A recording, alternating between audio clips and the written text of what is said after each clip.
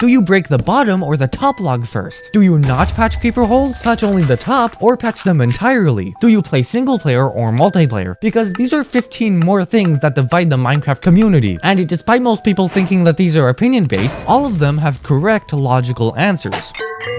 Let's go for the first one. Do you break the bottom or top log first? Well, this one is actually pretty obvious. If you break the bottom log first, then you don't have very easy access to the other log, and you risk mining the block below it. Mining the top log first gives you a super easy transition to the bottom log to break it right after. So mining the top log is definitely more correct. But what about creepers? If a creeper explodes nearby your house, do you just leave it be, patch it on the top, or patch it entirely? Well, there's pros and cons to each of these options. If you don't patch them at all, congratulations, you're saving resources. But it's also incredibly ugly. Patching the top seems like a win-win, right? You save resources and it's pretty. But even if the hole is just slightly deep, it'll spawn monsters. So the solution is to patch the entire thing, right? Well, that does look pretty, but it wastes resources. The best option is to patch the top, but light up the area below, so that no monsters can spawn in it. Now for the third question in the intro. Do you play single player or multiplayer? Well, it depends a lot on the player, and no, it's not as simple as introvert versus extrovert. In single player, you have a 60 million by 60 million block world all to yourself, but that can get really lonely, especially with no one to share it with in person. In multiplayer, this problem is almost fully eliminated, since there are effectively infinite servers for you to play on, and most of them offer entirely different things, like SMPs, minigames, etc. So for this one, multiplayer is slightly logically better, since it just has the same thing, but in a bigger package. Do you light up caves or not light up caves? This depends on whether or not you're using mods. If you use a Fulbright mod, like Gamma Utils, it's pretty easy to see in the dark, because you can just make everything bright. But this increases mob spawning, because it's dark. This problem also affects mob farms, since these contribute to the mob cap, which is essentially stealing mobs from any mob farm nearby. So the solution is to perfectly light up the caves using a cheap light source, like torches. This also fixes the bedrock problem, since they don't have Fulbright normally.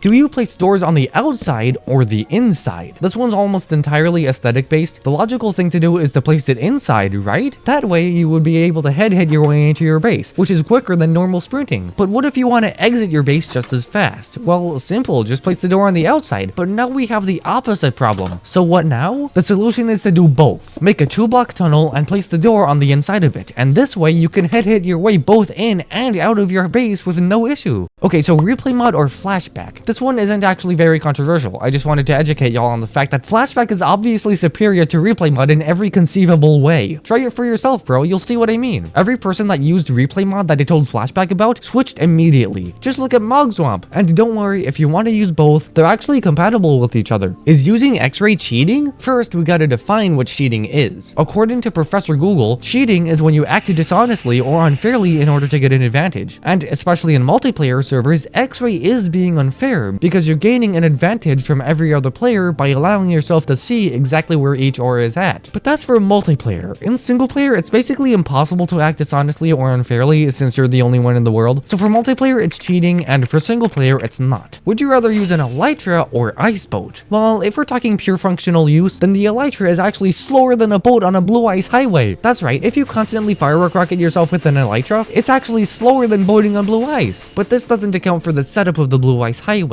because not only do you have to line up your boat perfectly in order to get a good speed, but one blue ice actually costs 81 regular ice. You'd also have to set up at least half the blocks necessary for the highway, plus guardrails to keep your boat from flying off the edge. But for elytras, all you need are farms for gunpowder, paper, and XP, and you're set for life. So based on setup, elytras are logically better than blue ice highways. It is quite cool to ride on blue ice though.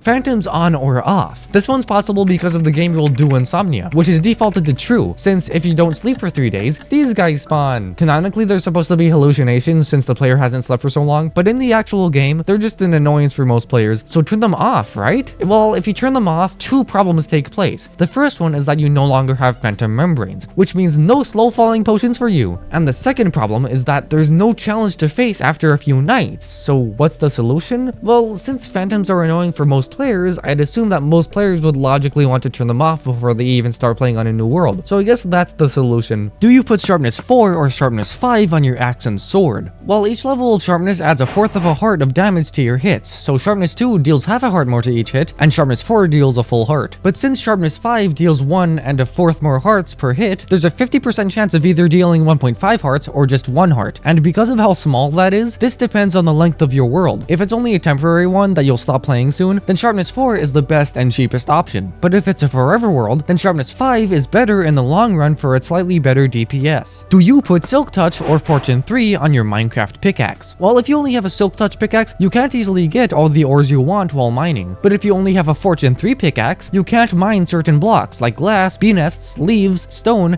and especially ender chests, making it really annoying to place those things where you don't want them to go. So the solution? Have both in your inventory. Honestly, it's worth having 2 slots dedicated to both silk touch and fortune 3. GUI scale. Do you want a super small, small, big, or jumbo GUI? Well, it depends on 2 things, your eyes and your laziness. If you have a really small GUI, then your eyes will have a harder time seeing everything, but your fingers actually have less physical distance to move to reach everything. If you have a jumbo GUI, then you'll easily be able to view everything on your screen, but your fingers will have way more distance to cover. So the solution? Pick one of the 2 middle grounds. Super small and jumbo are both really extreme, so you decide either small or big GUI based on your preferences. Now time for the first of the last 3. Vanilla launcher or not the vanilla launcher. This one's pretty easy. Although I use the vanilla launcher, I'm aware that most of you don't. You probably use multi-MC or prism launcher, which are probably the same thing, and they allow you to conveniently switch between mods and stuff without the annoying stuff of the vanilla launcher. So logically, you should go for the non-vanilla launcher. Direct connection or add server. This is kind of like the first or second log one, but a little bit more permanent. If you go to direct connection, you'll have to type in your IP, then join the server from that. And if you want to join a different server, you gotta erase your previous IP, then type a new one. The problem with this is forgetting IPs, so the obvious solution is the add server button. Sure, with time you'd have an overabundance of servers that you don't play on, but you can just delete those from your list when you don't want them. So the easy solution is to add server. Now for the most controversial yet least controllable one.